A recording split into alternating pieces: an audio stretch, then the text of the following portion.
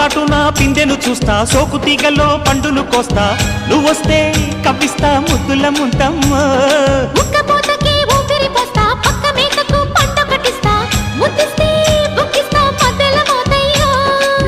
ఓలమ్మో పుకారులు షికారుగా రావమ్మో, ఎదలు ఎడెక్కిస్తే ఎట్టాబులమ్మో.